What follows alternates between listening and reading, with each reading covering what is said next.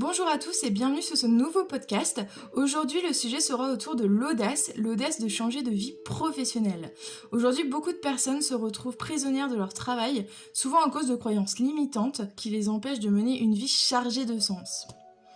Et pour m'accompagner sur ce sujet, je souhaite la bienvenue à Christelle. Donc merci Christelle de nous partager votre expérience et est-ce que vous pouvez nous expliquer brièvement votre parcours ? Bonjour à tous. Oui. Alors après une carrière juridique à Paris, j'ai décidé en mars 2013 de tout quitter car ma vie n'y avait plus aucune saveur ni aucun sens, tant sur le plan personnel. Mon couple était un véritable fiasco et mes relations amicales étaient très superficielles.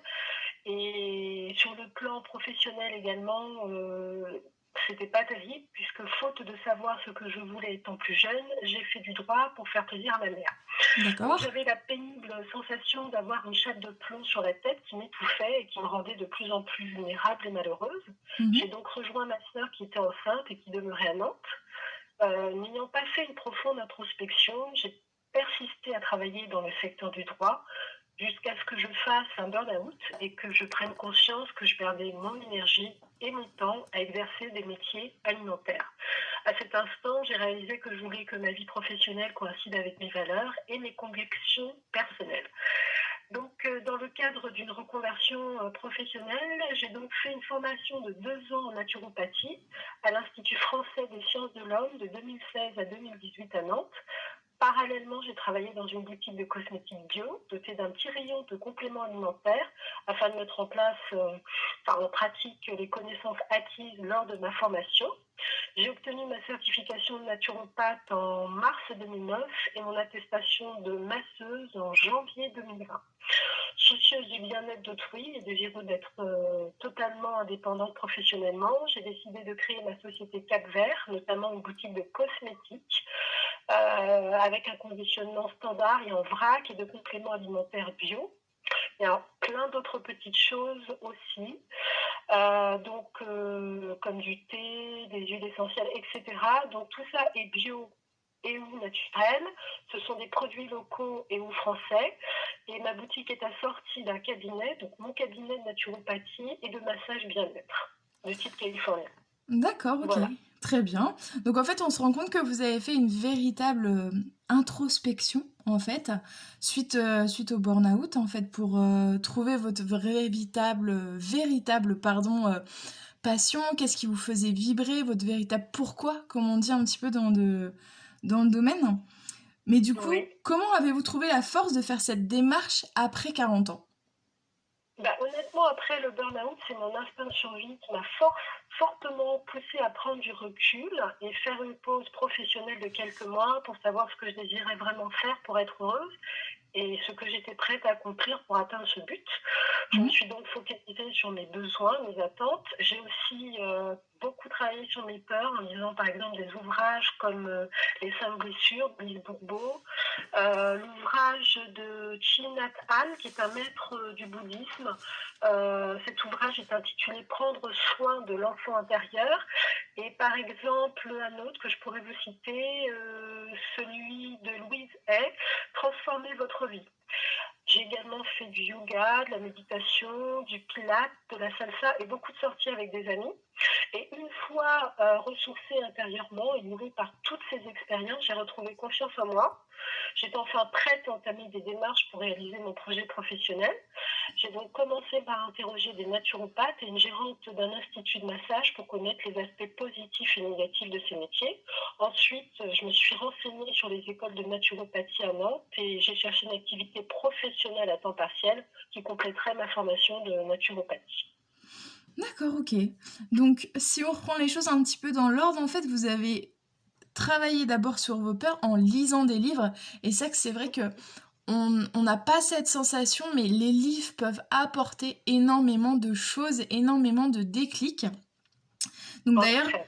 je vais en profiter pour mettre le lien des livres cités par, Christelle en description en dessus du podcast si ça vous intéresse. Mais c'est vrai que c'est moi-même, dans mon expérience professionnelle, je sais que c'est mes livres qui m'ont apporté des déclics, qui m'ont aidé à avancer et justement à combattre les peurs, à avoir plus confiance. Donc, preuve encore une fois que les livres sont importants.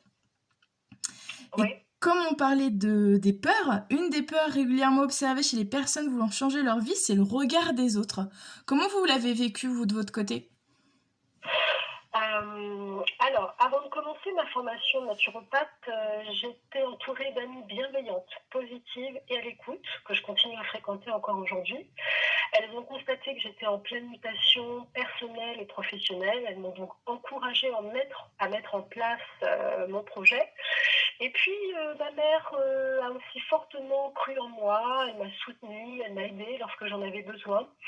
Mon entourage a compris que j'empruntais une voie qui me passionnait, me faisait vibrer. Donc, j'ai très bien vécu cette reconversion professionnelle. Ouais, vous avez eu beaucoup de bienveillance, je pense, de la part de tout le monde. Peut-être parce que justement, ils voyaient que vous étiez sur le bon chemin et que vous étiez en accord avec vous-même. Ça, c'est fortement possible.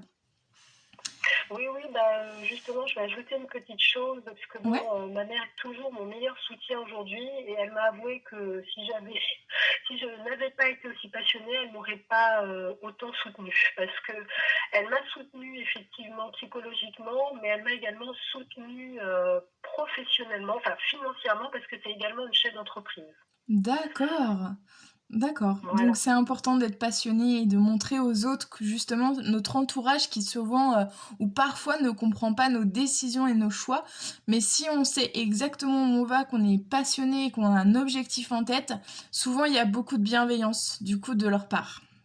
Du coup, pour finir, quel conseil pourriez-vous donner à une personne qui n'ose pas se lancer?